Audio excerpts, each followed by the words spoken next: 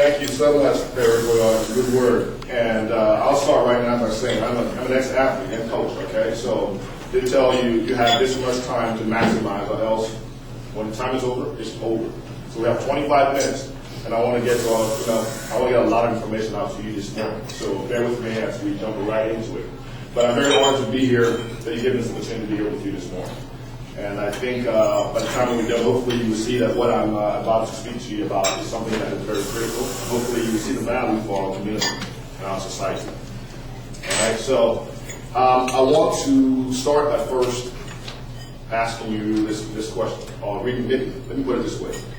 Does this statement sound familiar to you? This is a group of men and women working together to make our communities better places to live through the programs of service in Americanism, community service, youth activities, and its national project, the prevention of child abuse.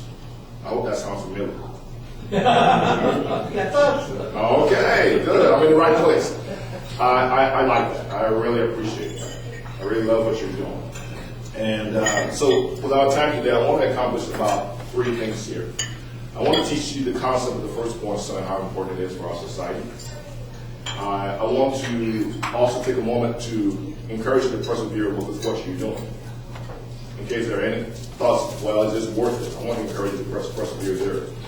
And I want to take another step to empower you as well to accomplish what you desire to do, which is making the community better places, making our community a better place. And I hope I can add one more arrow to your quiver. Hopefully it's a golden arrow. And that's the concept of the firstborn son when I'm done talking about this today. So while I'm talking, do me a favor and keep a couple of things in mind. I have a couple of questions I want you to ponder on. When I say the term or the phrase, the firstborn son, what comes to mind? And I just think about it as I'm talking, as I'm going through. And I saw Perry send me a couple of trifolds, and I saw in there reinforcing principles, all right, Americans in a sense. So what principles made America great? What makes a person like me, out of Africa, desire so much to come and live in your country? So what are those principles? I want you to consider that as I'm talking as well. So let's get into it. I want to start right away by giving you a little bit of my story. And my parents were from Cameroon. So I have the map on your table. Front side of the map of the city has a reference point for where I'm from.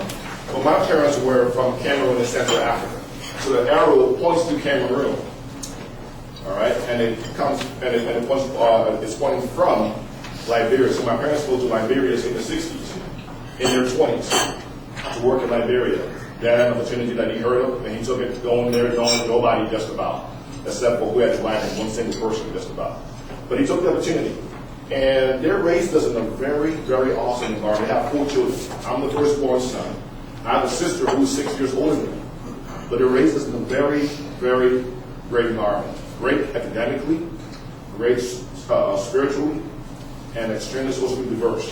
Very rich. Compared to anyone in this world, I would put us on a map and say we were a very great community. Even for an African standard, by far a great community. And they worked there for almost 30 years. Tirelessly giving everything they had to a poor man. But as much as they did, they had this particular thing that they had about me as a firstborn son. And I, from a very early age, they reminded me that my role in my family as the firstborn son was extremely different and quite clear and extremely important to the stability of our family. And so, from an early age, I'm getting this. You're my son. You're my firstborn son. What does that mean? And I'm a little guy. Firstborn son. But that was their intent, very strong intent, and they did that all along. And so I say that too because they had no idea of what was coming in the future for our family, for our country. And I say that because you have no idea for these young lives that you're touching, that you keep impacting. Do not take it for granted what you're doing in their lives right now. You have no idea what you are preparing them for. Good or bad, prefer the good of this. So I want to encourage you to continue to understand and be impactful, be committed to what you're doing as a club here with the youth